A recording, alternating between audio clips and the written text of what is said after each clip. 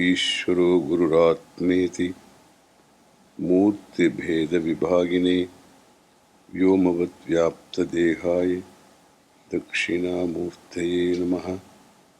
Om.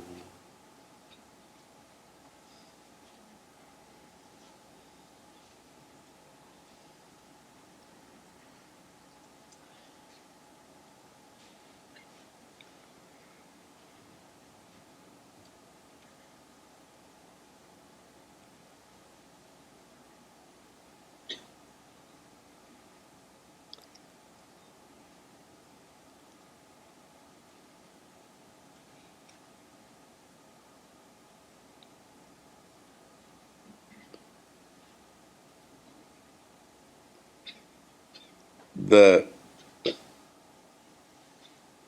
samatvam,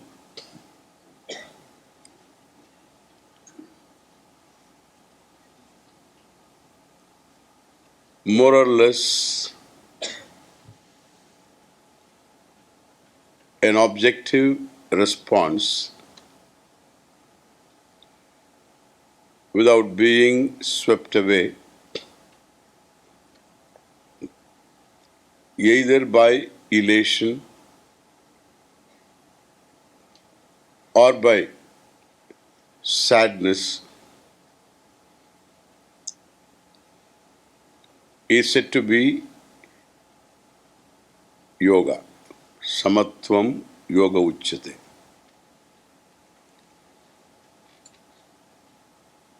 To sum up what I said yesterday, every individual has ambitions, desires to be fulfilled. They need to be fulfilled. The commitment and also a certain degree of pressure are there when one makes an attempt to fulfill a desire, a given desire. When the day of reckoning comes, the result comes, then one is going to see the result in terms of one's expectation. I told you yesterday, again I repeat, nobody can perform an action without expecting result. That is not what is said in the Gita. If it is said in the Gita, we need not read Gita. Because when I read Gita, I expect some result. And if the Gita tells me, don't expect any result, read me, it's meaningless. And therefore, let us just forget it. It is a wrong information that has been going around. And therefore, we have to recognize this fact that there is no such thing as doing something without expecting result.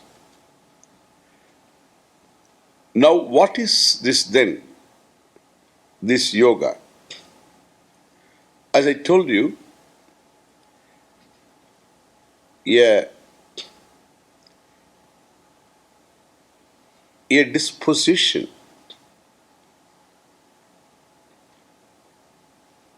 of a given individual which accounts for this samatvam, this composure, with reference to one's response to the results which are equal, more, less, and opposite,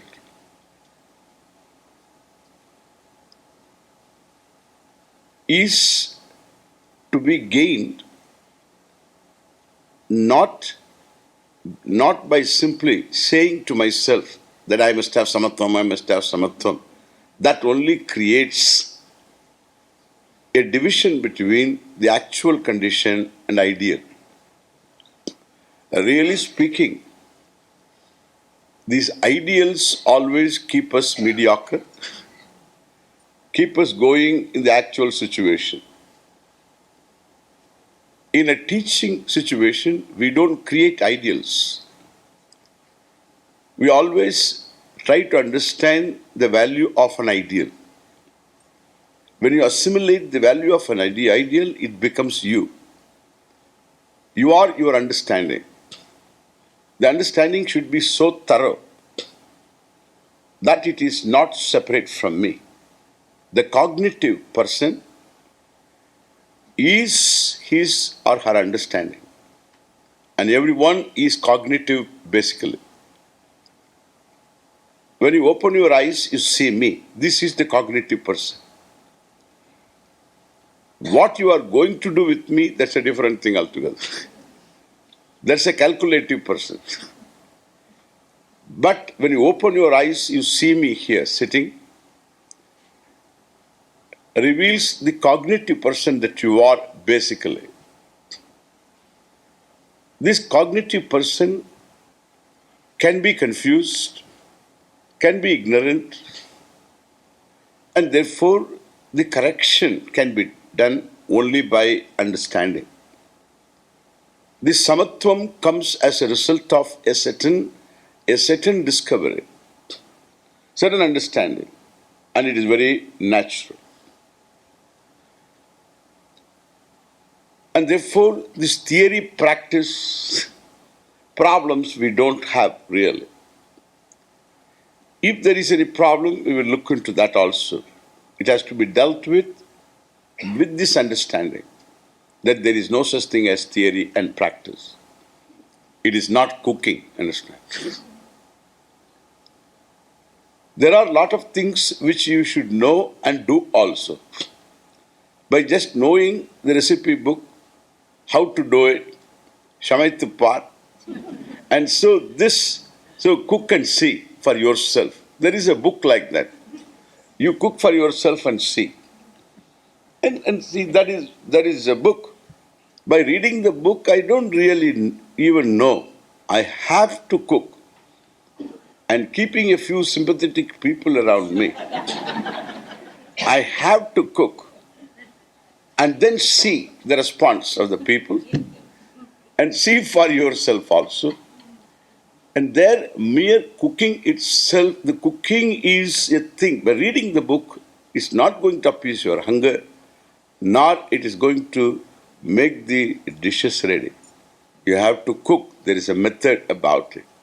In the beginning, when you learn cooking, you find it's a problem. The fire alarm goes.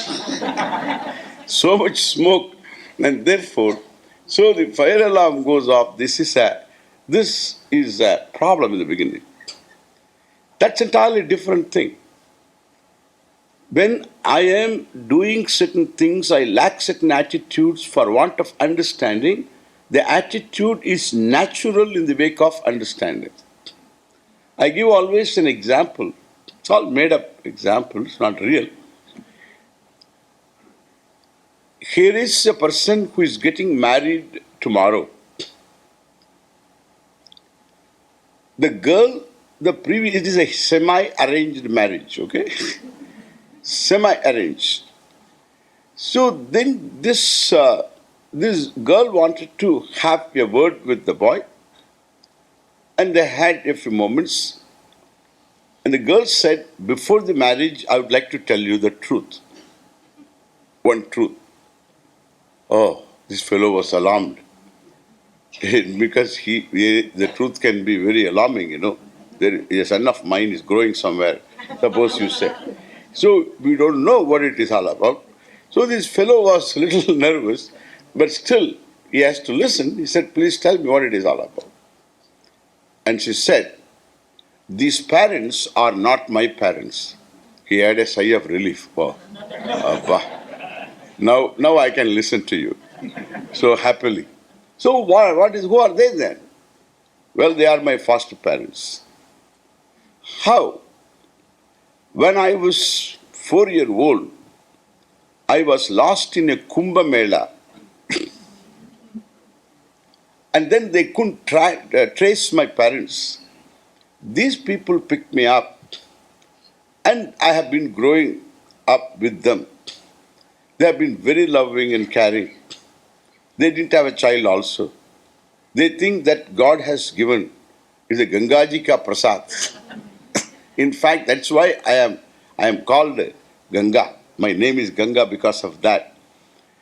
And I've been really in one way blessed because these parents took care of me. I don't know my parents. Where are they? Who are they? And as she was narrating this story, this boy, the bridegroom, begins to see in her eyes the mother, the nose, the father,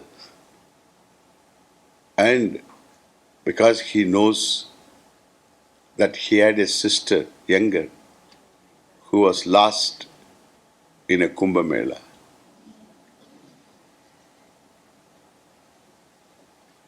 A fact which he didn't know. This is the one he didn't know. He knew the fact that he had a younger sister who was lost in a Kumbh Mela, 3 years younger to him, and lost in Kumbh Mela. Now he sees in her his sister. There is no doubt about that. And afterwards, what would be his attitude? Please tell me. This is a Siddha Vishaya. Siddha Vishaya means a fact. A fact that is there, an accomplished fact. It's a reality. That her being his sister is a reality, which he didn't know. Now he has come to know. Now there is an attitude. No more he can marry her, and entirely the whole attitude undergoes a change. He discovers in himself a brother, in her his sister. That attitude changing does not require any practice. It is much less any theory. This is a fact-born attitude. If he embraces her, it is entirely of a different nature. This is a brother's embrace of his sister. It's entirely different. Previously, he was the one who was to marry her. His attitude was a different one. And this change in attitude is born of understanding in the wake of understanding of a given reality.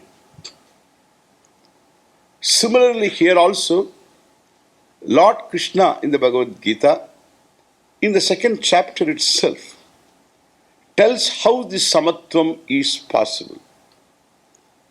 Here is a verse, Karmanyeva adhikaraste ma phaleshu kadachana ma karma phala hetur buhu karma phala hetuhu ma buhu mate sangostu akarmani. This is a verse sometimes quoted by people, and the meaning is each one has got his own meaning. The problem with most of these commentators is that they follow a translation. They follow a translation, and then to make it original, they change a little bit. And then what you have is far removed from what it is. That is the reason why it is always advised. A teacher must know the original language. A student need not know, but every teacher should know. The original language must be very clear to the person. It is not merely language, and there should be a proper exposure to the teaching. This is what we call sampradaya. And there is a certain way of looking at these verses, looking at these various things that are said there, and they all should form connected. Things have to be connected as a whole. Look at this verse. Adhikaraha. You know adhikara. Everyone who knows any Indian language knows adhikar. It is adhikar. So in Tamil also adhikaram manada. So enak adhikaram irukku. In adhikar hai is mera adhikar hai. So this adhikar is a word which is very commonly used in all Indian languages, which is a Sanskrit word. Adhikaraha, a right, a choice. And you have adhikara over a certain property.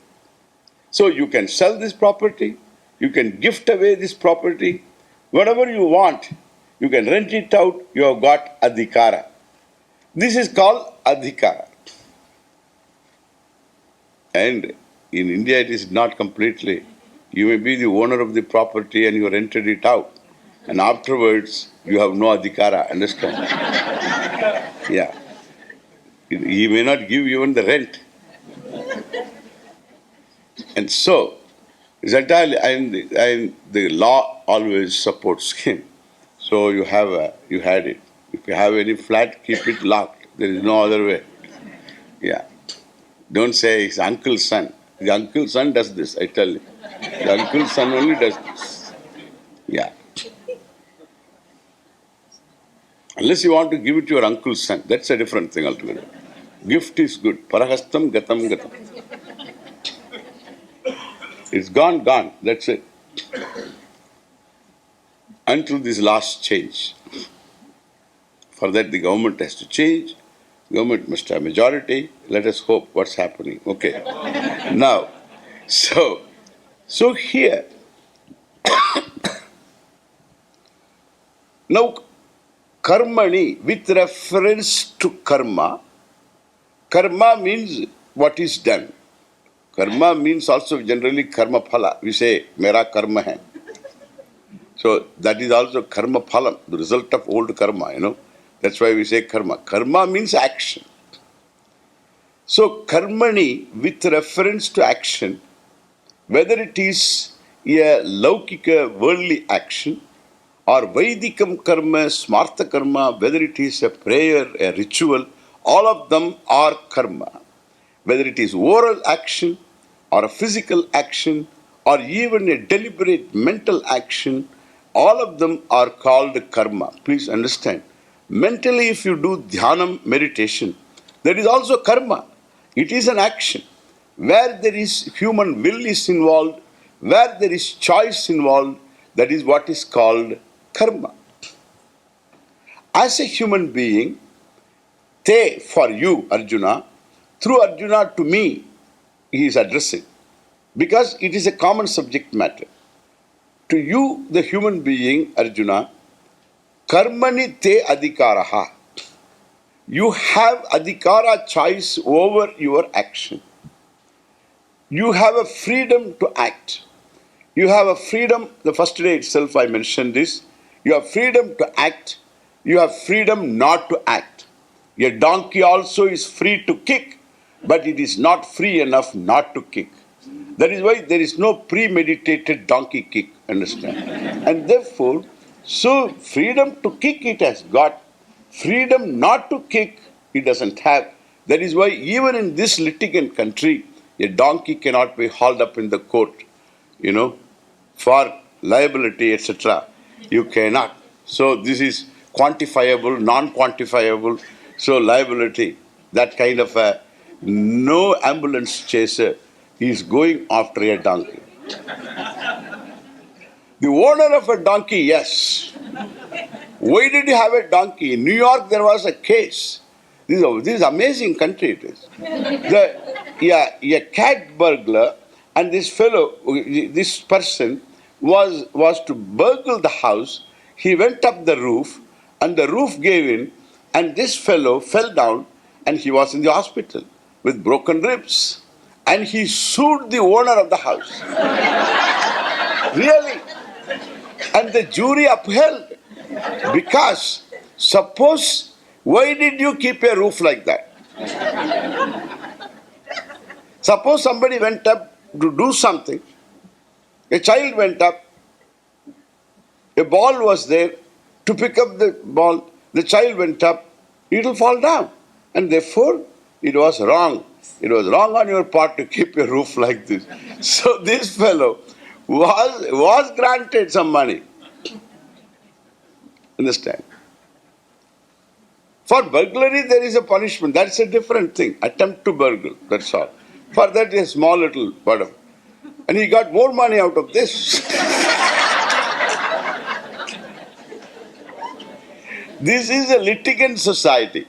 So you can't breathe really. It's just a problem. The owner of the donkey will definitely be sued in this country.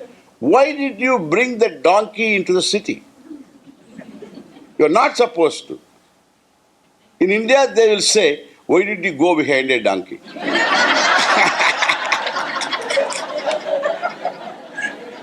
You are not supposed to do that.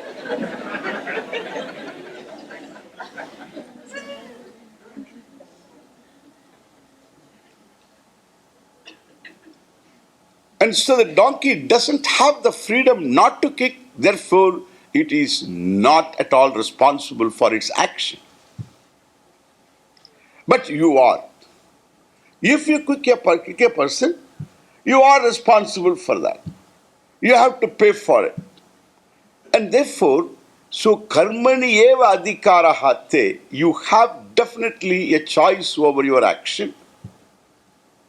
But once the action is performed, what choice do you have in the result that is going to accrue? You have no choice. Your choice ends. You can plan, you can do, up to that point you are free. Therefore, pause before you do. So think before you do what you do. And once done, the action, reaction takes place. This is our problem. So until I decide to clap, I have freedom. Literally, I enjoy freedom in my hands. The freedom is in my hands. And therefore, I can clap. I need not clap. I can bring the hands together to say namaste to you. So this action, both of them look the same. When I clap also, it is like this. And when I do namaste also, it's like this.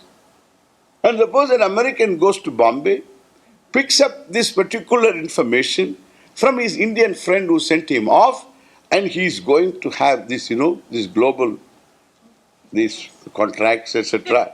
And so this fellow goes there, this American guy, and this fellow was told, he asked him, tell me, how do you greet each other in India? How do you greet? And this fellow said, so namaste. So he understood it in a certain way. Well, they went to, this fellow went to Bombay, and then he was received by all these people with malas, garlands, etc.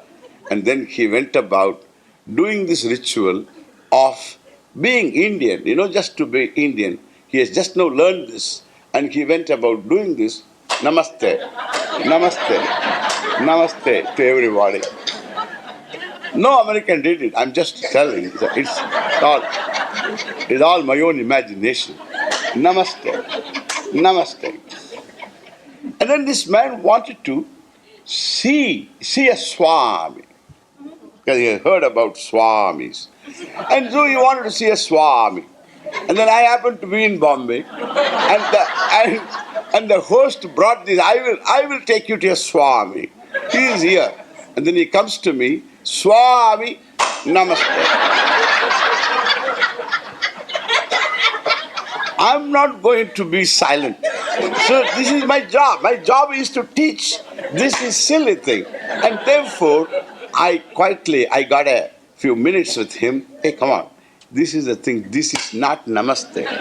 This is namaste. Bring the hands together and then don't create any noise, any sound. This is namaste.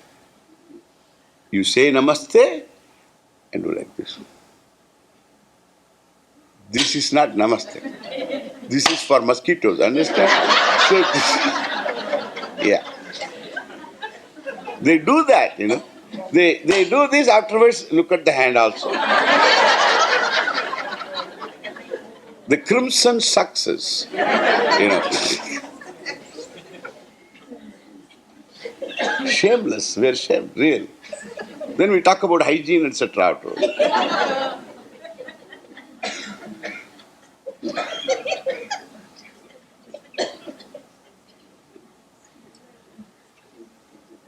I told him, this is not namaste.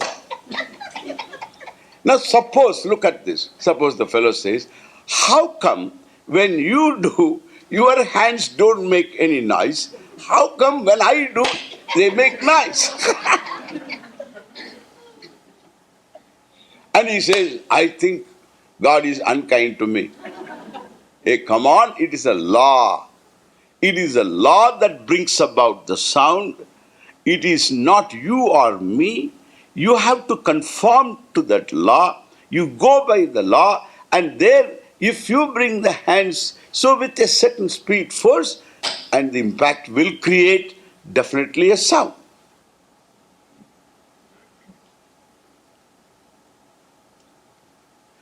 And if you are bringing the hands together in a different manner, there is no sound. This is law. Therefore, what produces a result for an action is law or laws that I do not know also.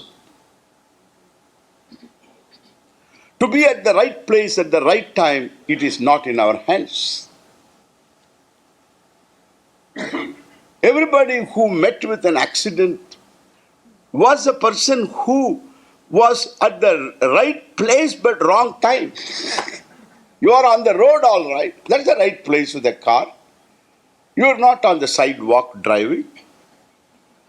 You are on the road, but still you get hit.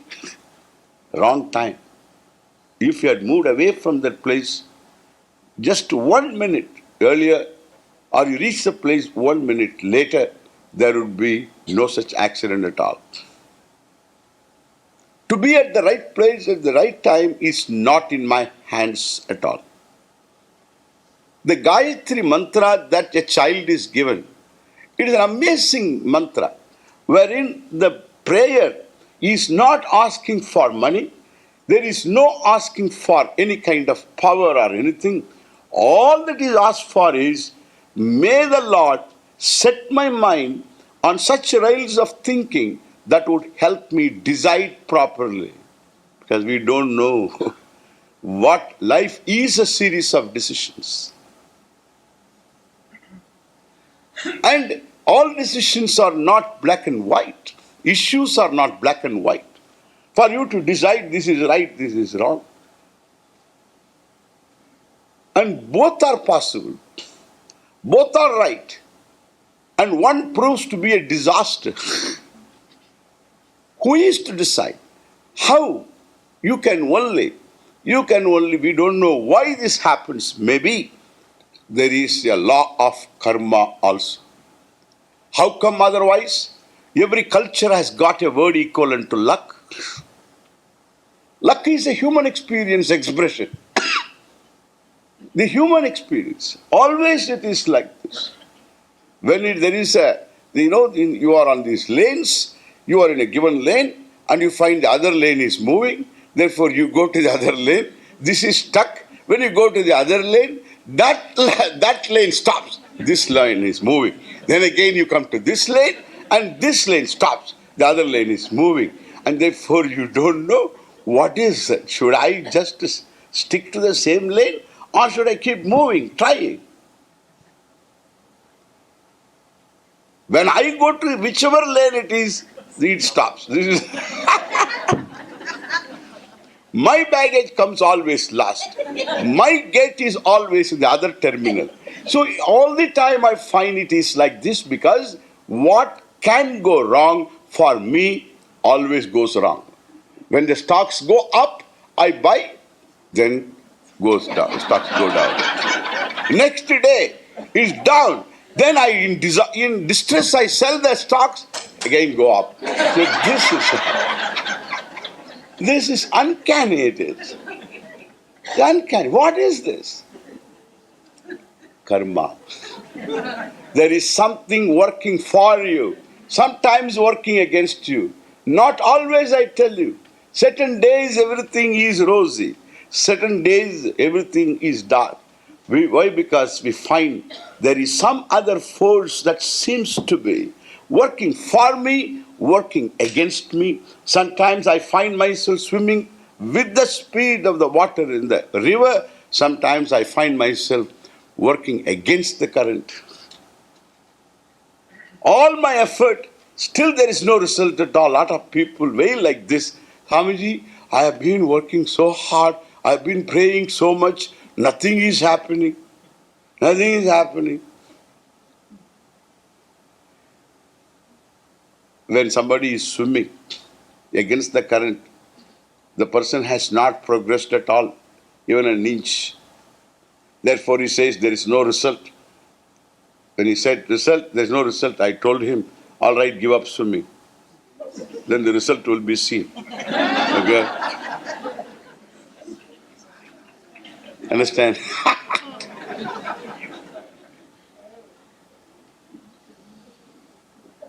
That is the reason why. Don't say efforts don't produce result. Effort produces result. Prayer also is a part of effort, as I will talk to you about it later. It is effort. It's a human effort. With the awareness of the limitation of oneself. Either for want of, understand this, want of knowledge I cannot avoid. If only I know what is going to happen, then I can avoid all the things. The hidden variables are too many. For want of knowledge I am not able to avoid, or for want of power I am not able to avoid. I can predict a storm, a cyclone. I cannot avoid it. I can predict. Two fellows are in this nursing home, and two carts, the next to each other. And then, so both emergency ward, understand, the emergency ward of this hospital, still just currently the fellows. So they had their hips broken. One fellow had ribs broken, and both of them so had this orthopedic surgery, and they are there next to each other. And how did you come? This fellow asked the other guy. And then he said, well, I am an electrician. And so telephone person. And then I went up, this is in India, I tell you. This telephone, overhead wires. So no cable or anything. So overhead wires, and the telephone, one branch was touching the telephone wire. So I went up the tree, and then to cut the branch. So I slipped, and then I broke my hip. And then the other one, and he asked, sir, how did you come? He's a very educated person, and looks educated. And so I asked him, sir, how did you come here? Oh, you know what? Same thing. He's a professor of physics, really, in the local college.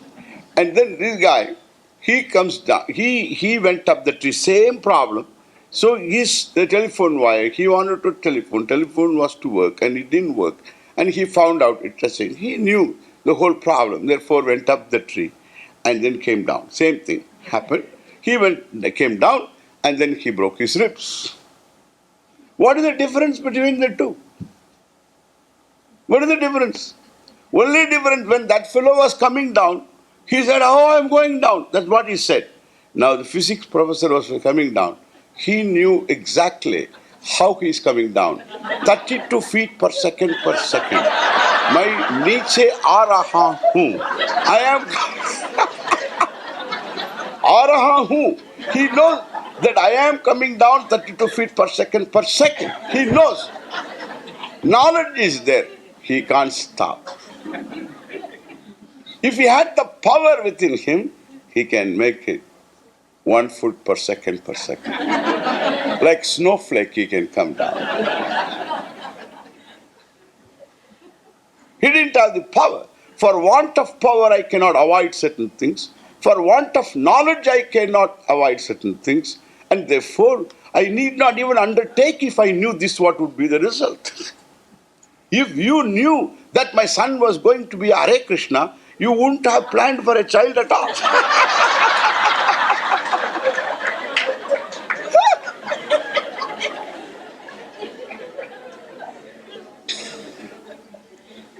Nobody knew. That's why every cult has got some people. Nobody knew. Perhaps if my mother knew that I would become a sadhu like this, so he would have said, shut up.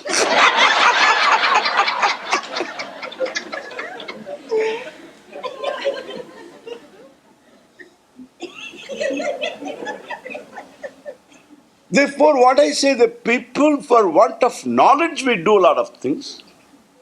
For want of power, we are not able to avoid certain things. And therefore, the human limitation has to be understood. And also the privilege has to be understood. The privilege here is I have a choice to do. Karmanyeva adhikaraste. As a human being, you have the choice to perform an action. And while doing, before doing, just to plan well, let there be a connection between what you do and what you want to get. And you can't do things which have no connection at all for what you want. So first to see that it is connected. There are a lot of variables which can be controlled because they are visible.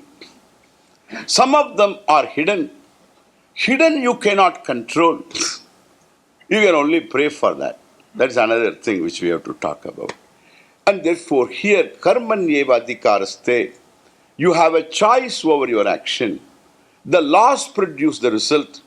The laws include also the law of karma if there is one. If there is one, I'm saying only if there is one. It looks as though there is one. Human experience tells me that there is one. Otherwise, what is this luck and bad luck that you are talking about? There is no such thing as chance here.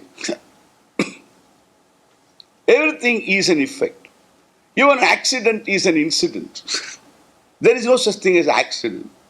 It is an incident, the cause of which is not known, therefore we call it an accident. Understand? There is no accident. There is accident. And two cars going in opposite direction, in each one in a certain speed, wanted to occupy the same place at the same time. This is the physics problem, understand?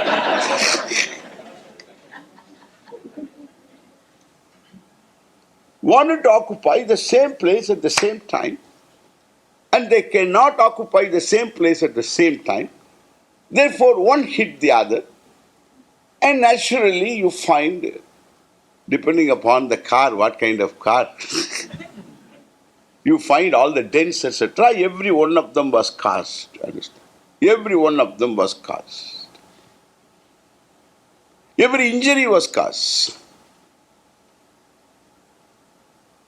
And when the traffic department, the traffic police goes into this accident for the time being, let us call it accident, into this accident, and then is able to find out the causes for the accident, no more it is called accident, it has become caused incident due to negligence on the part of this person.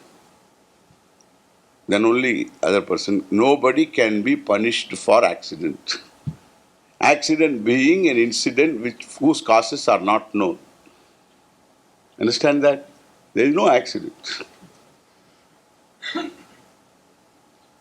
I slipped. There's an accident. Hey, that's not an accident. You slipped. That's true. You didn't want to slip. That's all the accident. You didn't want to slip. You didn't expect to slip and you slipped. There was some negligence. And therefore, so there was something was slippery. There is a reason for that. Then later we discover it was slippery. If you had known before, you would go that way.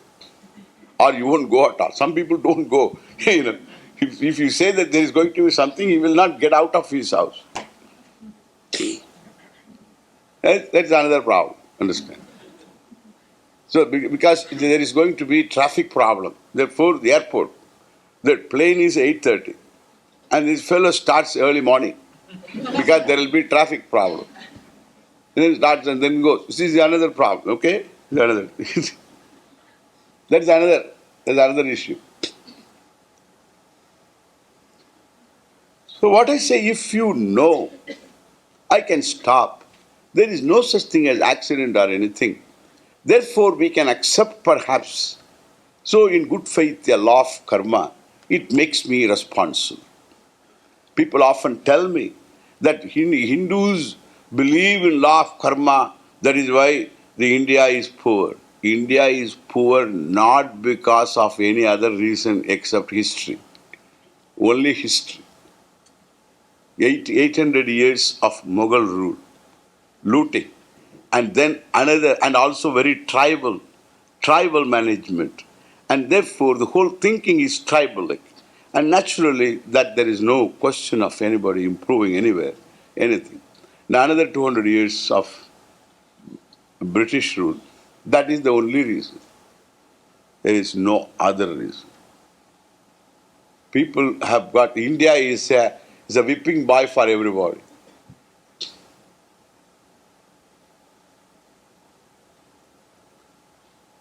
India is because of law of karma. It is not due to law of karma you all came here. Did you believe in law of karma? I am born in India, I will be in India. And then did you decide like this? It is not due to law of karma. You just open these immigration gates. You will see all India is here. All Indians are here. At least swimming they will come, I tell you. So they will come. Do you think they lack enterprise? Definitely not. Karma is only a cushion. Otherwise, you have to blame God for this. Whom else you will blame? You will blame somebody. You just do what you can do. And afterwards you find things don't go as you want. Then we say, maybe due to some karma. There again, I don't keep quiet. I do shanti for that. I have special, specific prayer. We are not simply satisfied with this broad spectrum prayer. Oh God, you know what I want, you please give. Only after His knowledge alone, along with His knowledge alone, I am in this situation. And then you still say, you know very well, you please give me whatever I need. You better know what you want. And then you ask for it. We have got specific prayers. We are not satisfied with broad spectrum prayer. The truth of it will become very clear to you what it is. I'll make it clear. Once I had an interview. India is a whipping boy. I had an interview in Rochester. A live TV interview. And he has got about 2 hours in the morning. He brings a lot of people. Just before my interview, there was a small break. And this fellow tells before the break, and he tells, you are going to meet a real life Swami. He said, so be there. And you are going to meet a real life Swami. He comes and then we go there. Then he asks me, he asked me some all very hostile questions against India. And he said that why Americans so take to Oriental religions?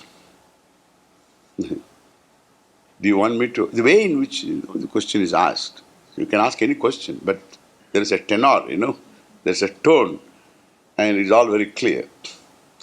And then they asked me, why? Why they take to this religion? I said, because the people think that the Oriental religions have got answers. What a question it is. Why they take to the religion otherwise? They think they have got some answers. Then he says, no, Indians also come here, they take to this. They take to Christianity, he said. They also take to our religion. I said, no Indian comes here for finding out a religion. In India, we have got enough of it. They come here either for a job or for further education and job. So only for that they come here. They don't come for anything else. Maybe opportunities for research, etc. For that they may come, not for anything else. Then he asked, why India is overpopulated?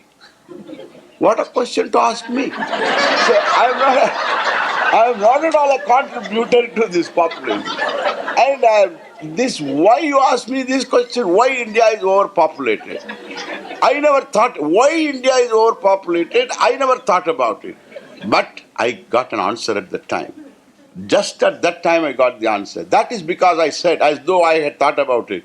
That is just because they didn't occupy North America, they didn't occupy South America, they didn't occupy Australia, they didn't occupy South Africa, they didn't occupy Rhodesia, they didn't occupy New Zealand, they didn't occupy Hawaii, and therefore they are overpopulated.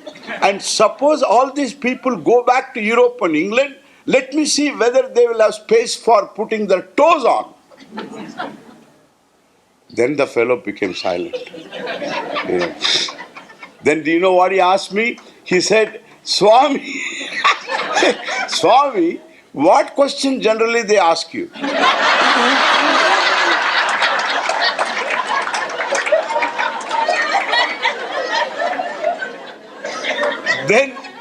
Then I asked some questions to myself and answered and came. It is over.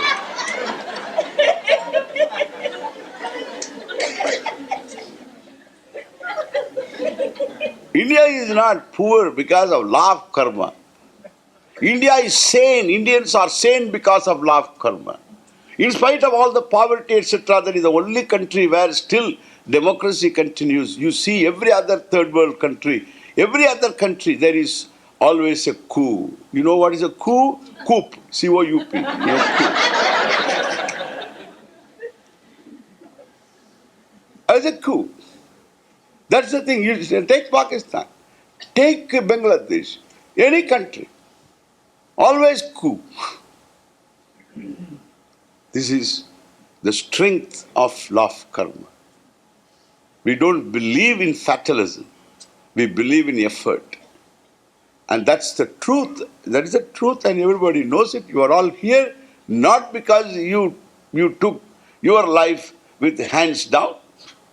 You decided to do something and therefore you came here. It is not law of karma or anything. Every in-law, every brother-in-law is asking you to sponsor. Is that true? He is not sitting there due to law of karma. They think that you can sponsor them. In fact, they think that you are not sponsoring them. Willfully. They don't know that you don't have all those powers. They don't know.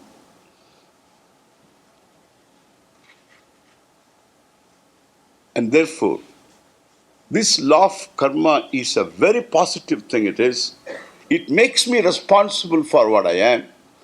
It makes me, because I have a choice over my action.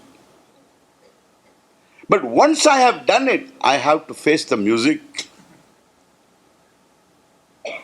Therefore, karmani eva adhikaraste, ma paleshu kadachana. Having done this, don't tell me that the hands make noise. Hands will make noise when you bring them together in this manner. Therefore, the laws produce the result. Correct? The laws produce the result. If the laws produce the result, whatever the laws that are there in the macro world, the micro world, there are laws. In the quantum world, in the macro world, there are laws, forces. They produce result. And all of them are not known to me. Even what I know is very little about them. But one thing I know, the laws don't err. They are not in-laws, I tell you. The laws always, they work. They are not partial to somebody. And therefore, these laws are not laws that are alterable. I can only conform to them.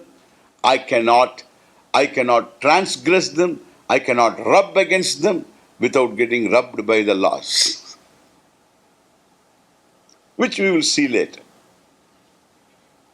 And therefore, these laws themselves being what they are, given. The forces are given, the strong force, the nuclear force, all these mean strong force, which is called nuclear force. These various forces, electromagnetic, gravitational, weak force, all of them are given. And the other laws also are given. The laws that govern biology, given. Physiology, given. Even psychology, given. Under these conditions, this person will pick up a phobia, claustrophobia, varieties of phobia, fear, because there is a background. So once you are able to connect the background and the symptom, you have a discovery of a law. And this connection, how well it is. So suppose it is denied in another case. The background is there, symptom is not there. Then what accounts for that? Then you edit again. Then you bring in other classes. And thus you find a body of knowledge called psychology growing. In fact, all that we are studying is nothing but this body of knowledge consisting of various laws, means and ends, causes and effects. And this is what we are studying. So these laws are given. They are not created by you. That is why you cannot stop it. You can only conform to it. You can only make use of it within conforming to those laws. Nobody goes against the laws. Everybody tries to go with the laws and what all that we can do within those laws. No science tries to change the law. In fact, you cannot change any law, including your in-law. You cannot change any law. You can only go by the laws. The more you understand them, the more you can make use of them. The more informed you are, less rubbing you get against those laws. Because you know how to go along with them without rubbing them. And naturally, therefore, these laws are not created by me. And when I look at this given situation, here we have to take off a little bit. The world that I confront is given, and the individual who is confronting the world is a loner, I tell you. He is one against the whole. You are the subject and everything else is object for you. Correct? It's an amazing thing it is. People don't think about this. You are the only subject in this world, revealed by the word I, aham, and everything else is what you objectify, what you come to know. There is only 1 + 1 to begin with, that too. You are there, the subject, and everything else is object. Space is object of your knowledge. Time is object of your knowledge. All the galaxies are objects of your knowledge. The particles, the quarks, etc., all of them are objects of your knowledge. The forces that you come to know are objects of your knowledge. The Mother Earth is object of your knowledge. Everything is object of knowledge. The only thing which is not an object of knowledge is heaven. No, that is also object of knowledge. It is not knowledge object of a belief. Paraded as though it is object of knowledge by people who don't think. Understand? So they will say that there is a heaven as though it is an object of knowledge. It's a non-verifiable belief. Nothing wrong in believing, but it is an object of belief. Again, you are the subject. When you go to the heaven, you will look around. Suppose there is a heaven and you do go there and then you will look around. You will look around and then have a tour, conducted tour.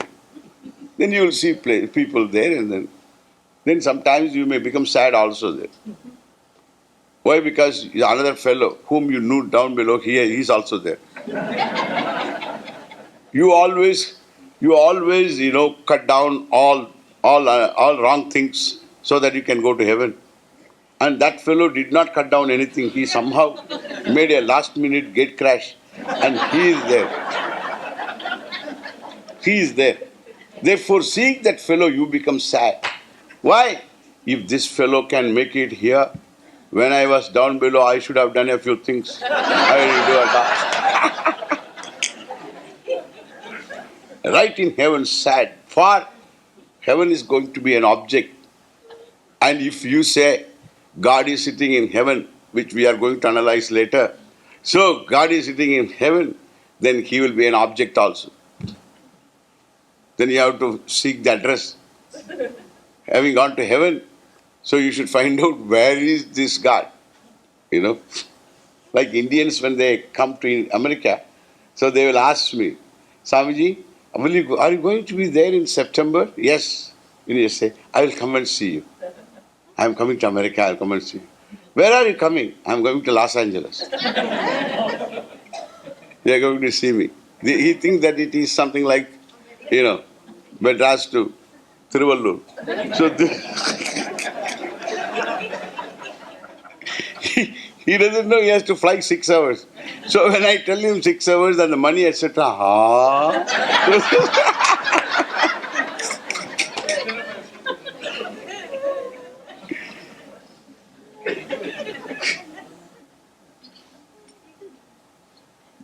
Well, therefore, what I say. So this is something like this. Heaven is a big place, and therefore, naturally, a lot of people have gone there. All these generations of people. It must be either overpopulated or it is sparsely populated, but still it has to be a wide area. Then you have to find out the address of God. Where is he? California. So you have to go 6 hours in a flight, heavenly flight.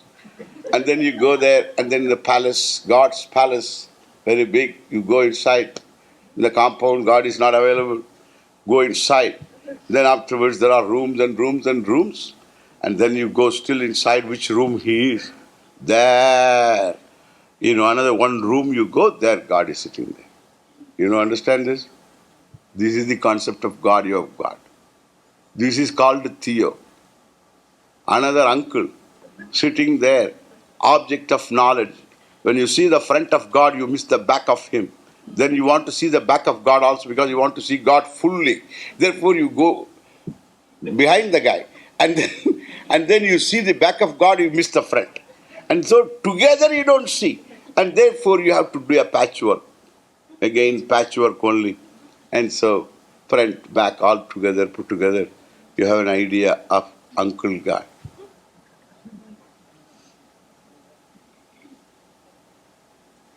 Object. Hell will be an object. Everything will be an object. You are the only subject, I tell you. If God is an object, he is uncle, like anything else. If God is not an object, it is you, then God is 5 feet 7 inches, because you are 5 feet 7 inches. There is another problem. Maybe God is both subject and object. We have to see. We have to understand. For us, God is a matter for understanding, as you will see, not a matter for belief at all.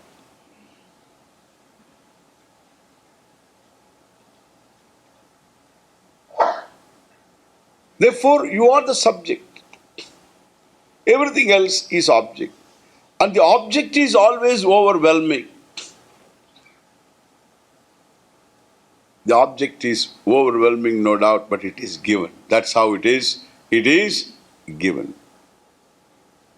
The subject, who is this subject? You have a body that is also given. And you have a set of senses, it is given. It has to survive by bioenergy, that is also given. You are not born with a solar battery, solar cell. You come out in the sun for half an hour, once a month, you can go for a month. Then another half an hour you come, enough. Battery working. Then there will be no stomach, nothing, no problem. But this is how it is, given. The body is given. The physiological system is given. The senses are given to see, to hear, to sense, smell, taste, and touch. Senses are given. A mind is given, an emotional mind is given. To love, to hate,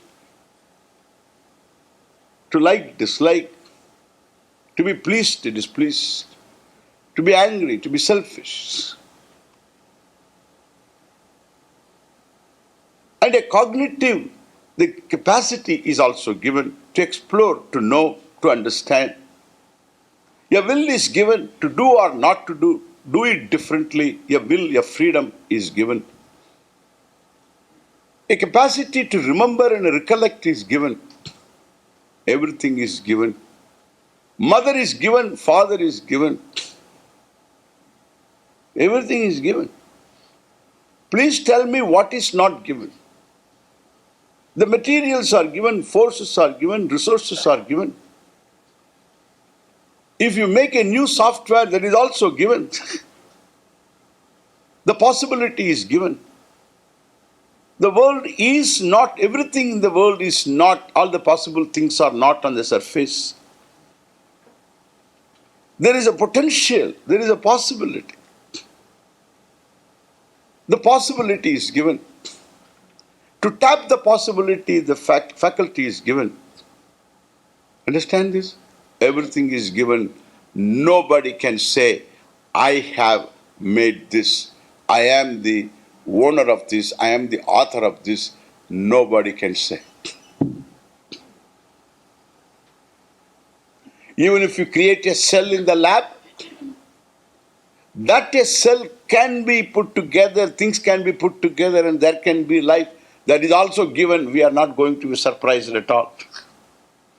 No matter with what theory you come up, it is all given. When everything is given,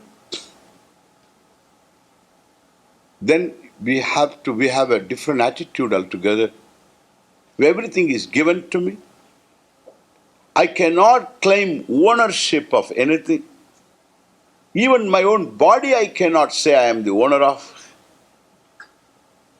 My mother can claim, my father can claim. All these various things the wheat can claim.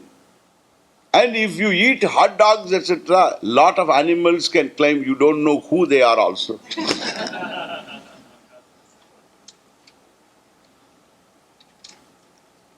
Crabs, oysters, pigs, cows, everything, anything that crawls, anything that flies, anything that walks. All of them constitute your body, understand? Because they have gone into you and got themselves transformed into whatever you have, the tissues and muscles and extra fat, etc. All the lumps everywhere.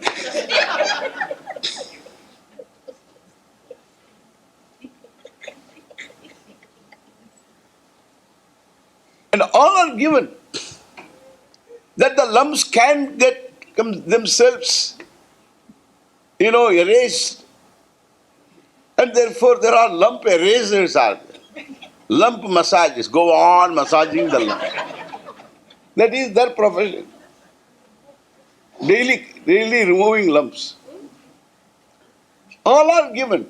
Everything is given. Any possibility is given. And therefore there is nothing I can claim as my own, please understand. This knowledge also is given. I can't say all these are all mine. I have figured them out. Even suppose I have figured out something, but for which I must have an infrastructure to figure out. There must be a fact to be figured out, and that fact is given. A faculty should be given to me which can figure out. And the faculty must have the infrastructure for which a lot of people have broken their heads. From elementary school onwards. Mother is the first teacher, father is the teacher. Then afterwards every elementary school teacher. All of them have contributed to whatever that you have. And for whatever it is worth. Nobody can claim of anything. Really. It's all given. Understand this reality properly. It's all given. Then the question is there a giver? This is the bigger picture. I talked about the bigger picture yesterday. Is there a giver? This is where all the problems all start. As long as it is all given, there is nobody to raise any question. Is there a giver? Kansas City people, state people, they say there is a giver who is in heaven. He creates everything, all the donuts of planets. He created on a given day. 3,000 years ago. Understand? The people think 3,000 years ago, this world was created by God in heaven. He created the world 3,000 years ago. People here argue with me. Once one fellow argued with me 3,000 years ago. God. I say, what about the dinosaur skeletons?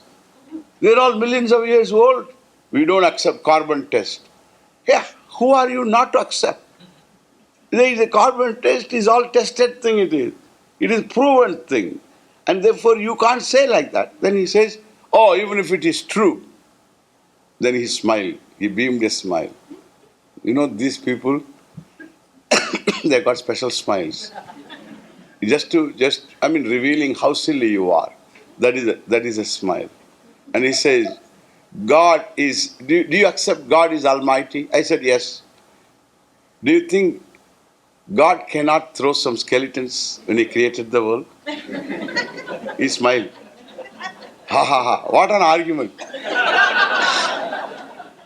When He created the world, He put some skeletons also to confuse this human being. Millions of years old skeleton, different types of skeletons. 3,000 years ago. 3,000 years is nothing. In India, most of our houses are 3,000 years old.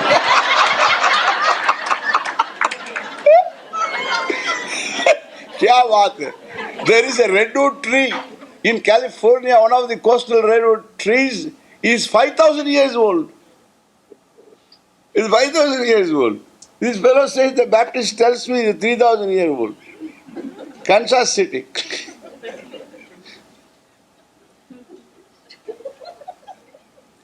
God in heaven created the world. Hey, you have to these sentences in the holy books. All books I accept as holy. I have no problem with them. You have to understand properly. Don't go literally. If you go literally, we also have got ridiculous statements. God in heaven created the world. God in heaven created the world. Then next question. Your daughter is only 8-year-old. She asked the dad. First question was, who created the sun, Dad? God. Where is this God, Dad? Is in heaven. Where is this heaven? It's above. Oh. Who created the heaven, Dad? God. Because heaven is a place, Recently, Pope said heaven is not a place. It's all here. Then afterwards, again, he corrected himself. You lose papacy, I tell you. And therefore, he corrected himself in the second paragraph. Very interesting. Who created heaven, Dad? God. Where was this God before he created the heavens, Dad? Ah, you are talking too much.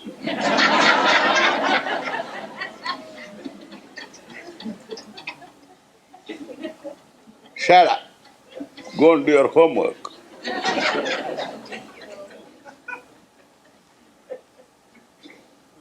And the child, thinks. Child always dares. It never gives up thinking. It has to become an adult, stop thinking.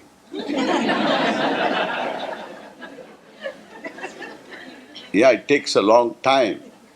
You should become an adult and get married. Then only thinking stops.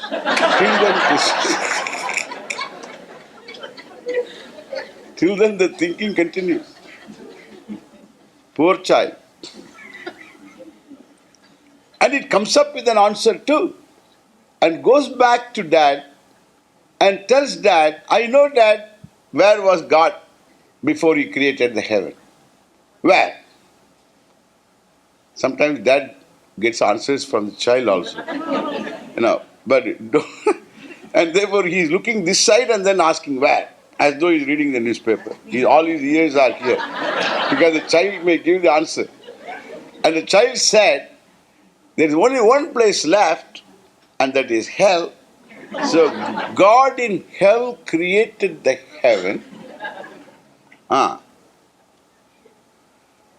then God transferred to heaven, kept the hell for Ananta Subramanya. Understand?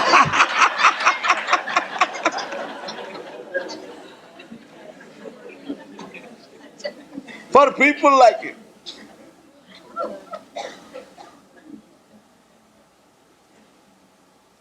Still the question begs. Father may accept. The child has one more question. Who created hell, Dad? God. Where was he before he created hell, Dad? Is he a he, Dad? Is he a he, okay? Is he a he, Dad? Is God a he, Dad? That's what we are told. Why not she, Dad? You call him father, Dad? Yes. Is there a father without mom, Dad? Yeah, mom must be there. Then why do you say only father?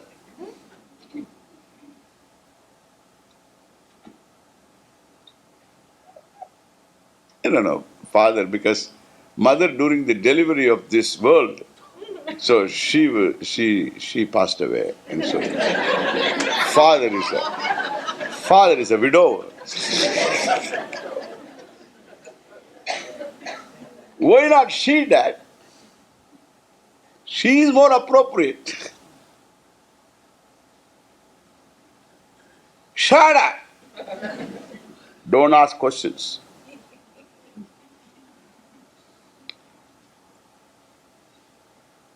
Enough is enough. I don't understand this sentence. Enough is enough. They say that. My saying enough is enough. A very interesting sentence. Nobody can answer these questions. That is why we stop thinking. Afterwards, whenever religious issues come, then there is a general anesthesia inside. There is that area is local anesthesia. So local anesthesia. So local anesthesia. We have to revive that, some massage. I am doing some massaging. Some blood circulation to those cells that hold this area numb, dumb. We asked them. We never found answers. That's how these theologians have their heyday. Not because they think. Theologians I am talking about. In India also we have them. Not that don't think there's only here. Everywhere we have these people. Our own fellows are there. God is in Vaikuntha sitting there. Too many hands. These are all forms of worship. We will discover all that. Cumbersome all. So what it is all about, we have to know. They think like that. There is a person sitting there. Same concept. In Vaikuntha, in Kailasa. But we have a Shastra which can explain everything properly. That is the beauty. And the Shastra is not kept away from people either. It is live, it is under discussion. It is always taught. Look at this. When we are searching for a giver, everything is given. Is there a necessity for a giver? Number one. Whether the given is it separate from the giver? Number two. If it is so. Is there a necessity for a giver? Why not all these quarks became 2 up, 1 down, 1 up, 2 down? Then only you get all these, these nuclei, etc. See, what is this 2 up, 1 down? Are they inert? If they are inert, suddenly how two go up and 1 comes down? What is that? The whole thing is an intelligent progression. Is there an intelligent being? Look at my eyes. Particles cannot assemble themselves to become eyes. What kind of theory you propound? I don't care. Particles cannot assemble themselves to become eyes, functional ears. How? Unless they are intelligently put together. Particles they are. Molecules they are. But they are intelligently put together. The molecules of the liver and the kidneys. So the cells of kidneys and this liver are entirely different. Understand? They are all cells. Who says they are not particles? All are particles and therefore all can be no functionary or the same functionary or random functionary. Today the liver works like a kidney and kidney works like a liver and brains works like a kidney. Think of that. Already we have a problem with that. If it works like a kidney, what will happen to us? Idiotic. That even my hands, simple hands and fingers, are intelligently put together.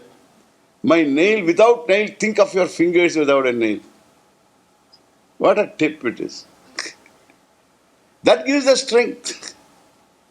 The nail is not for, not for, polish, etc. That is all extra. That is all extra. Like even you have got further also, press-on nails also you can have. So for green dress, you have got green nail and then blue nail, etc. So that is all press-on. Possibility, okay? Is another possibility. All possibilities. But these are all given. The fingers have these phalanges, joints given. All given. Intelligently given. Hands, think of them. If there are no joints, the hands are useless. If there are too many joints, they are useless again. Maybe useful to whip somebody. And so everything is intelligently put together. It's an amazing. Even if there is a process of evolution, that's how it is set. It is all set to happen, the final. When you look at the final outcome, it looks as though it was very well known even before. Every physicist who has got some honesty about himself, about his thinking, will say that. The progression reveals as though, whether it took billions of years or whatever, time is a joke, really. In terms of the universe, it's nothing. The time is nothing. It is billions and all that have no meaning.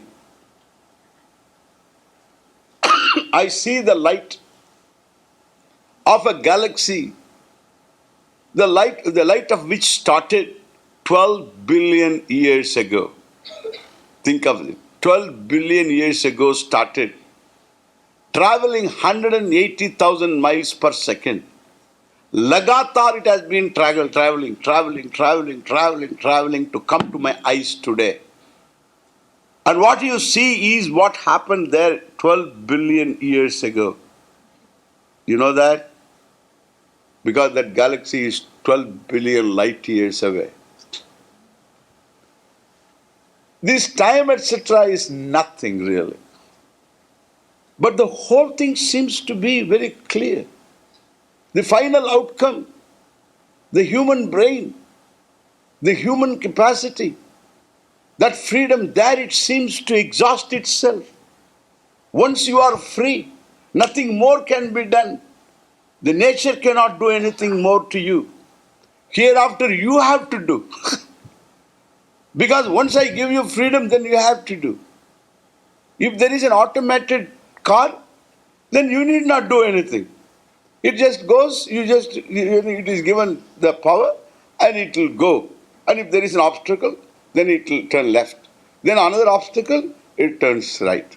So goes another, turn left, again turn left, turn left. It's how it is programmed. But once there is a driver and the wheel, understand, there is freedom. This is the free wheel, understand? The free will is the free wheel. You can go forward, you can go backward, you can go right, you can go left. So all this capacity you have got. You can go against the traffic light also. Red light you see and then you can go. Take chances. Or you can follow, whatever. So you have a free will to do, not to do it differently. Given up to that point, there is so much meaning in progression I find. My eyes are meaningful, good enough for me. They can't be put together without knowledge.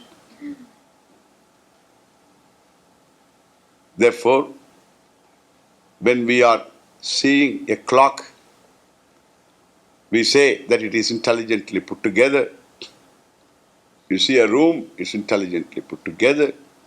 Any one thing that you see, it is intelligently put together. If I say I picked up a mic there in Japan when I went, I picked up all these mics. You'll say, what? Picked up means what? You bought? No. There are some valleys, these volcanic valleys are there in Japan. And in some valleys you get all these cameras coming. Another valleys, all these mics keep coming. Just keep coming means what? From the Mother Earth. Like springs of water, they keep coming. The mics are coming. You go and pick up your own mic. Like you pick up your own pumpkins, So you go and pick up. Are you going to buy that? No. That's not possible. If that is so, these are not possible also. My eyes are not possible, ears are not possible. Nothing is possible. It is all knowledge it is. It is available for understanding also. If that is so,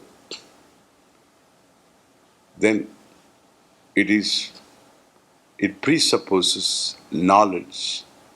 There seems to be a creation. Just for the time being, the word creation, I'm not going with that idea. There seems to be a creation intelligently put together, presupposes knowledge. Knowledge implies a conscious being, and that conscious being is in heaven. This is what they say, conscious being. There is one more step we have to go. If I take a few more minutes from you, so give me permission, okay? Can I? Yes. Okay. So that conscious being must also have a material. Out of nothing, nothing alone is created. You cannot create out of nothing. Try to create out of nothing something. Out of nothing something. Nothing. You cannot create out of nothing anything. In fact, you create nothing out of nothing. Somebody said that is a creation. Out of nothing you created nothing.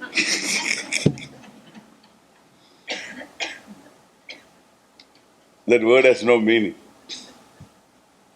Understand? So out of nothing, nothing. Out of something, something. Whether it is a baker baking bread or the maker making this world, there must be something. And what is that something? Listen now. What is that something? Let us call that something some X material. Whatever be the material, X material.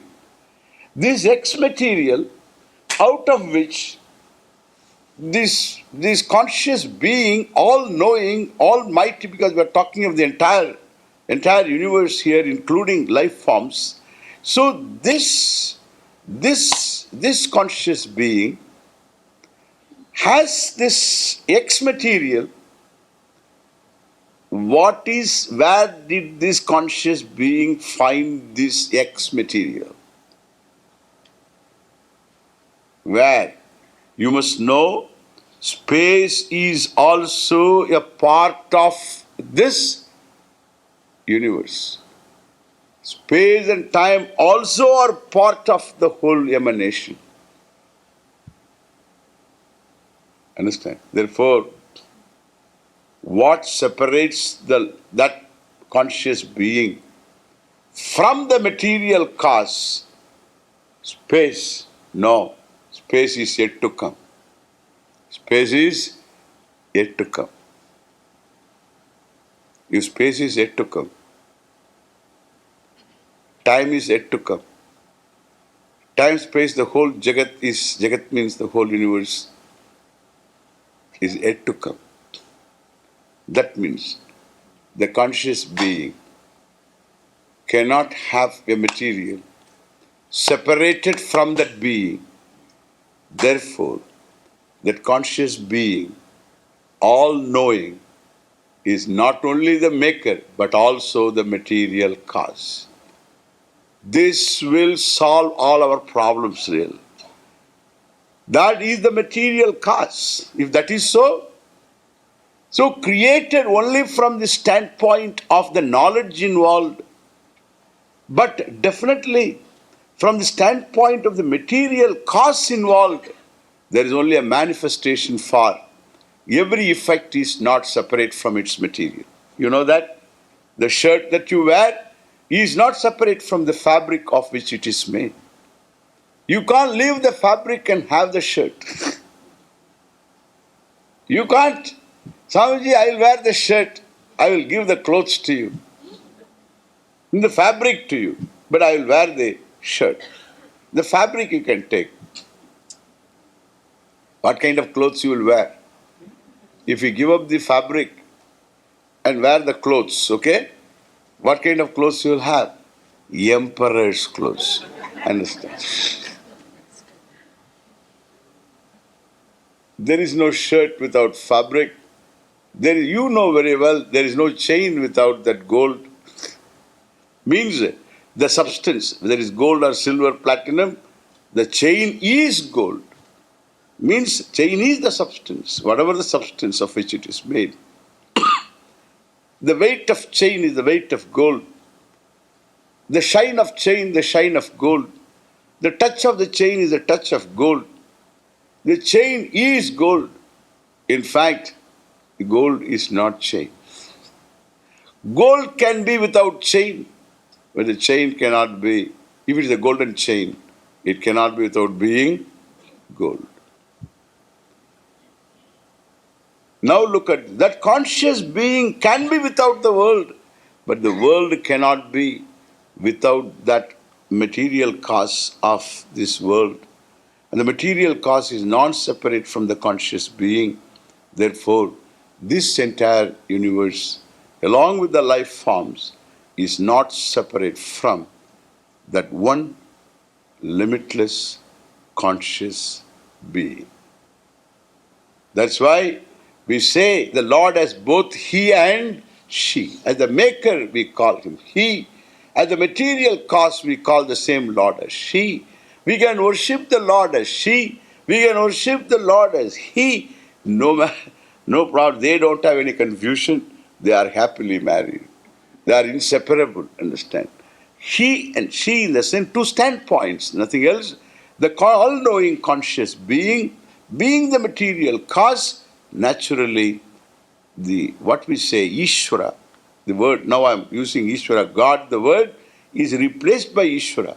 You can use the word God, no problem. Understanding is important. God means we are afraid, He loves you, but be careful. He doesn't give you privacy. Privacy goes on looking at you, what are you doing? And He doesn't give you a chance also. He makes an offer that I cannot refuse. God the Father. Now, He is the maker and the material cause. If that is so, there is nothing that is away. Space is Ishvara. Ishvara the word. Space is Ishvara. Time is Ishvara. And in our model of the universe, we have 5 elements. Space-time, 1. Then Vayu, air, Agni, fire, water, Apaha, earth, all the 5 elements, and the elementals, all of them are manifestation of Ishvara. If that is so, now listen. The laws that are here, known and unknown to me, are not separate from Ishvara. Therefore, when I clap my hands, it is within my powers given to me, of course. By the laws are there even in bringing my hands. But I have certain freedom here, and therefore I can bring my hands together, make a sound. Until then, till then, I have this, what we say, freedom. But once done, the result is taken care of. By whom? By the laws. Whose laws? Ishvara's laws. How separate Ishvara is from the laws? The laws are not separate from Ishvara. The laws can collapse into Ishvara. Laws emanate from Ishvara. It's more a manifestation than a creation, really. This is what the physicists are talking about. The theory of Big Bang is nothing but this. It's a manifestation more than a creation. That is why the word creation is a red rag for all physicists. Why? Because they could see that it is more a manifestation than a deliberate one-day creation or 7-day creation. It's a manifestation. If this is so, then you can understand this karmanyeva adhikaraste ma paleshu kadachana ma karmapala hetubuhu karmapala hetuhu ma buhu. Therefore, it is given to me to act. The result is taken care of by whom? By Ishvara. Karma hetu I am. Hetu means cause. I am the cause of action. The result is what? Taken care of. Therefore, the Lord is called Karma Pala Hetu. You are Karma Hetu. When I use the word Lord, I mean only in the sense of Ishvara, what I have talked. That these words can confuse people. Therefore, understand that. So, if this is so, something more, this understanding, we will work on this. How it changes my life, how in the process of seeing this, to what extent I see, that's enough. How it brings about a total change in my attitudes and my life, we will discuss this tomorrow. Okay? Thank you. I've taken enough time. So I thought we'll invite some questions and answers. So maybe tomorrow we'll spend some time. And the day after, I'm going to give you 1 hour question and answer. You write and give me question and answer, and then you write the questions, and I will try to address them. And the first session I will have a talk, completing talk. Then second session, so I will have question answer. That is day after tomorrow, Sunday morning, and we start at 10 o'clock or 10:30. 10:30 we start, and then we go up to 12:30. So 10:30 to 11:30 I will talk, and then 11:30 to 12:30 we'll have question answer session. So today we'll call it a day. Thank you. Thank you.